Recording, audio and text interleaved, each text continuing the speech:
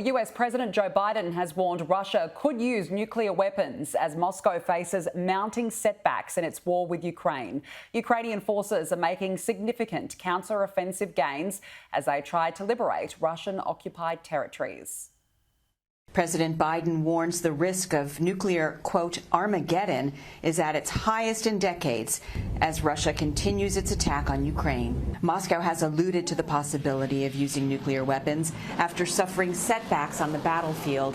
At a fundraising event on Thursday, the president said of Russian President Vladimir Putin, quote, he's not joking when he talks about the potential use of tactical nuclear weapons or biological or chemical weapons because his military is, you might say, significantly underperforming.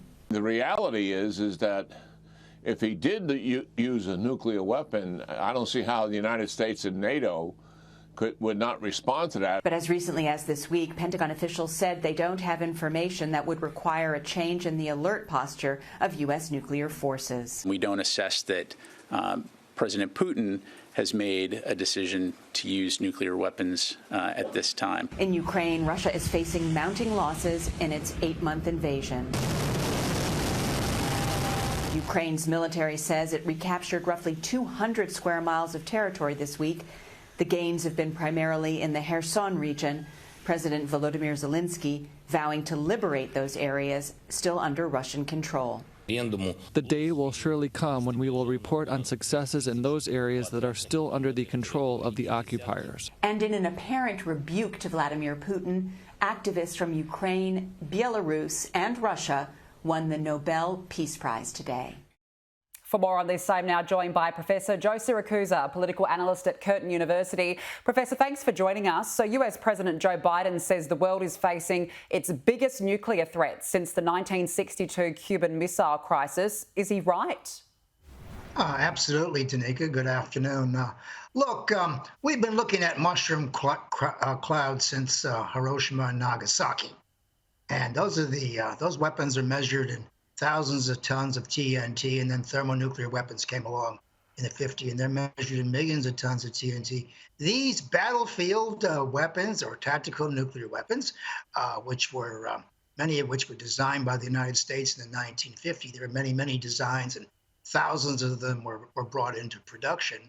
Were designed to avoid a major nuclear war, and they're relatively clean. And let's keep in mind here, a 34-year-old Harvard faculty member named Henry Kissinger was on the cover of Time magazine in 1957, boasting that tactical and battlefield nuclear weapons are perfectly usable in a conflict without bringing on major nuclear weapons or World War III. So there is a long history of using these things. And look, tactical nuclear weapons, battlefield nuclear weapons, just aren't the same thing as strategic nuclear weapons. And I noticed you had General Keenan a minute ago and said he can't imagine that NATO wouldn't respond to a nuclear weapon. Well, it's not a nuclear weapon. It's an 8-inch shell, which will irradiate the area and kill everybody nearby, but not too far beyond that. So we're not going to go to the next level. And what's driving Joe Biden crazy is that he knows that he's on the back foot here and that President Putin has the advantage. Well, there's no doubt it's going to be interesting to see how this plays out and also how the international community responds. I want to look at more domestic issues now. The midterms, they're coming up very soon. What do you think is on voters' minds as they head in towards these elections?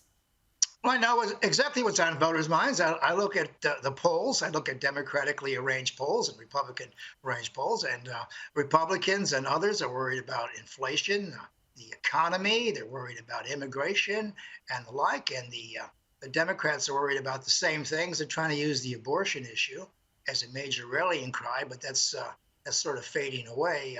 It might be a tight race, but I think we're going to have a great number of Republicans. Keep in mind, all the Republicans need is win 5 seats to flip the majority in the House. And once they have 218 seats, they can impeach anybody they want. All you got to do is flip one senator in the U.S. Senate. You get the majority there, and that might be Herschel, the famous football player from Georgia, who has a pretty good chance. So look, once the Republicans get in, and I'm sure they're going to win the House, The Senate may be a bit of a toss-up. The first thing they're going to do is they're going to end the January 6 hearings, and that'll be a total waste of time. They're not going to renew them, and they're just going to set them aside. And then they're going to go after Hunter Biden, who's starting to look pretty bad in terms of he's now going to probably be prosecuted by the Department of Justice. And then they're going to probably try to impeach President Biden for incompetence in the Afghan departure and other things, maybe the Mar-a-Lago thing. And keep in mind, they have the ability to investigate, so they'll investigate a lot of things. And as I've been saying on Sky for years now, impeachment now is a new blood sport in America. It's replaced wrestling. So this is what people do. But look, more importantly, or equally important, if you have the numbers in the House, you can drive the White House crazy, because if you don't have the White House, you can't get legislation anyway, most of the time. And so you can drive the White House crazy by threatening to shut off funds. You can shut down the government. You can threaten to shut down government, or you can shut down the government. We've had 22 shutdowns since 1976, and that drives everybody mad, because all kinds of things come to a halt. So the Republicans are going to have enormous authority. Your new Speaker in the House is going to be Kevin McCarthy from the 23rd District, I believe, in California. And he will replace Nancy Pelosi, who will sail into the sunset, and the rest of them. And so I think we're going to have a period of Republican leadership, or House Majority leadership, probably maybe even in the Senate. So, and of course, we're all going to be waiting for 2024 to see if the Trump factor has any cachet. Yes, absolutely. But for the immediate term, a big few months ahead, no doubt. Look, just finally, Joe, North Korea has fired 2 short-range ballistic missiles. We haven't really heard a lot from North Korea, particularly in the last few years. So why now? What's the aim here, do you think? Well, I mean, the pundits like to say that North Korea is trying to attract our attention. What they're trying to do, of course, is to make these weapon systems operational. Before you can start tossing around ICBMs and medium-range ballistic missiles and the rest of it, you have to perfect the technique. So what they're doing is they're operationalizing these systems, and there's not much we can do about that. The Biden administration has departed from the policies of Barack Obama, which introduced what they call strategic patience, which is really shorthand for I don't know what to do next. Trump had an idea. He thought he'd go see the leader himself and tell him not to point these things at the United States, which worked for a little while. But North Korea is not really trying to get our attention or threatening us. And you have the intelligence community say, we don't really know what's going on there. Well, we have 16 intelligence agencies in America that cost about $85 billion. When they tell me they don't know what's going on someplace, I can't believe it. I mean, I can barely keep a straight face. Of course, we know what's going on. They're perfecting these weapon systems, and they're scaring the hell out of their neighbors, South Korea and Japan. And of course, this might morph into a conflict over which we have no choice.